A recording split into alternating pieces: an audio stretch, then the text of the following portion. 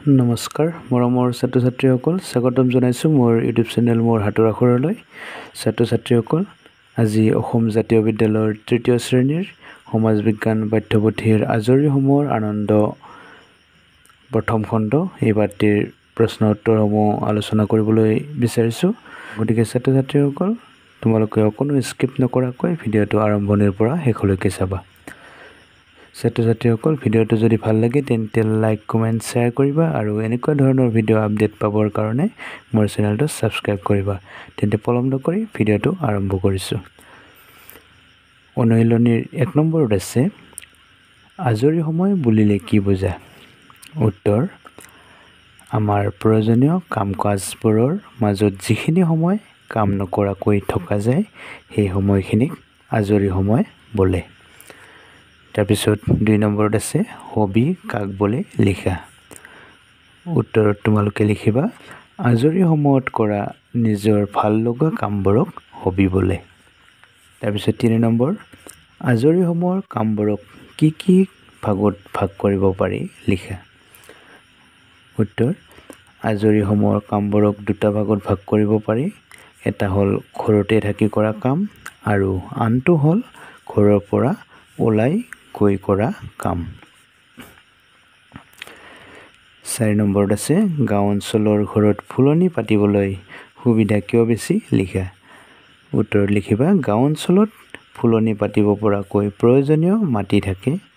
তাৰোপৰি ফুল গছত দিবলৈ গোবৰ সাৰ, পচন সাৰ, পানী আদি সহজেই পোৱা যায়। সেয়ে গাঁও অঞ্চলত ফুলনি পাতিবলৈ সুবিধা বেছি। তাৰপিছত 5 নম্বৰত আছে, নগৰ অঞ্চলৰ ঘৰত ফুলনি এখন পাতিবলৈ হ'লে কি কাম কৰিব লাগে লিখা। উত্তৰ, নগৰ অঞ্চলৰ ঘৰত মাটিৰে সজা টাবত ফুল গছ ৰুব পাৰি। ইয়াৰ উপৰি ঘৰৰ সন্মুখ ফালে বা পিছফালেও ফুল গছ ৰুই ফুলনি পাতিব পাৰি। 6 নম্বৰ প্ৰশ্ন, ফুলনি পাতিবলৈ হ'লে মনত ৰাখিবলগীয়া 3টা দৰকাৰী কথাৰ বিষয়ে লিখা। উত্তৰত লিখিবা, ক নম্বৰ, ঘৰৰ চৌহদৰ কোনখিনি ঠাইত ফুলনি পাতিবলৈ সুবিধা হ'ব। খ নম্বৰ, ফুলবোৰ বতৰৰ ফুল নে কেইবাবছৰ থাকি যোৱা ফুল হ'ব। গ নম্বৰ, কোনবিধ ফুলৰ বাবে কেনেধৰণৰ সাৰ জাবৰ লাগিব। এইকেইটাই হ'ল ফুলনি পাতিবলৈ মনত ৰাখিবলগীয়া দৰকাৰী কথা। 7 নম্বৰত আছে, ফুলনি পাতিলে হোৱা 3টা উপকাৰৰ কথা লিখা। উত্তৰ, নানা ৰঙী ফুলে ঘৰৰ চৌহদ ধুনীয়া কৰি ৰাখে। খ নম্বৰ, ফুল আৰু ফুলনিৰ লগত ব্যস্ত থাকিলে মানুহৰ মন আনন্দিত হৈ থাকে। আৰু গ নম্বৰত লিখিবা, ফুলনি থাকিলে চাৰিওফালৰ পৰিৱেশটো ধুনীয়া হৈ থাকে। 8 নম্বৰত আছে, দেশ বিদেশৰ খা খবৰ জানিব পৰা 4টা উপায় আৰু সুবিধাৰ কথা লিখা। উত্তৰ, দেশ বিদেশৰ খা খবৰ জানিব পৰা 4টা উপায় হ'ল বাতৰি কাকত, আলোচনী, দূৰদৰ্শন আৰু ইণ্টাৰনেট। এইবিলাকৰ পৰা দেশ বিদেশৰ খা খবৰ জানি জ্ঞান লাভ কৰিব পাৰি।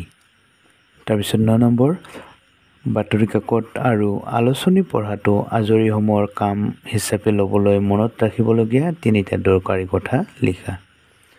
উত্তৰ, ক নম্বৰ, কোনবোৰ বাতৰি কাকত আলোচনী দৰকাৰী ঠিক কৰি ল'ব লাগে। খ নম্বৰ, বাতৰি কাকত আৰু আলোচনীৰ ভিতৰত কোনকেইখন আমাৰ বাবে ভাল হ'ব ঘৰৰ মানুহক সুধি ল'ব লাগে। তাৰপিছত গ নম্বৰ, বাতৰি কাকত আৰু আলোচনী পঢ়াৰ বাবে কোনখিনি সময় উপযুক্ত হ'ব ঠিক কৰি ল'ব লাগে। এতিয়া 10 নম্বৰ প্ৰশ্ন, বাতৰি কাকত আলোচনী পঢ়ি আমি কেনেকৈ লাভৱান হ'ব পাৰোঁ লিখা। উত্তৰ, ক নম্বৰ, বাতৰি কাকত আলোচনী পঢ়ি পৃথিৱীৰ খবৰ জানিব পাৰোঁ। খ নম্বৰ, সাধাৰণ জ্ঞান বৃদ্ধি হয়। গ নম্বৰ, পাঠ্যপুথিৰ কথাবোৰ সহজে বুজি পোৱা যায়। 11 নম্বৰত আছে, কিতাপ পঢ়াৰ ক্ষেত্ৰত মন কৰিবলগীয়া 3টা কথা লিখা।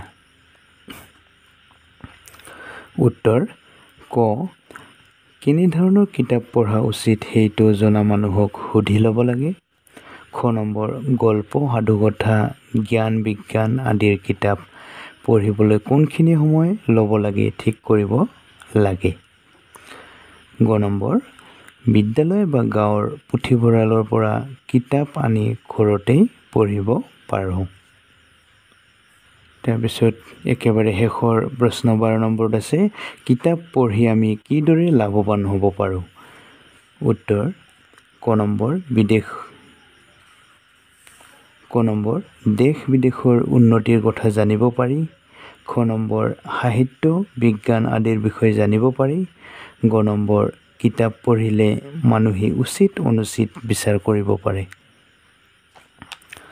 মৰমৰ ছাত্ৰ ছাত্ৰীসকল, এই প্ৰশ্ন উত্তৰবোৰ তোমালোকে ধুনীয়াকৈ বহীত লিখিবা আৰু ঘৰত পঢ়িবলৈ যত্ন কৰিবা। ছাত্ৰ ছাত্ৰীসকল, ভিডিঅ'টো কেনেকুৱা পালা? যদি ভাল লাগিলে তেন্তে লাইক কমেণ্ট শ্বেয়াৰ কৰিবা আৰু যিসকলে মোৰ চেনেলটোলৈ নতুনকৈ আহিছা অনুগ্ৰহ কৰি চেনেলটো ছাবস্ক্ৰাইব কৰিবলৈ নাপাহৰিবা আৰু কাষত থকা বেল আইকনটো প্ৰেছ কৰি অল নটিফিকেশ্যন কৰিব, যাতে মই দিয়া পৰৱৰ্তী ভিডিঅ'বোৰ তোমালোকৰ নটিফিকেশ্যনত গৈ পায়। ভিডিঅ'টো চোৱাৰ বাবে ধন্যবাদ। পুনৰ লগ পাম আৰু নতুন ভিডিঅ'লৈ। ধন্যবাদ।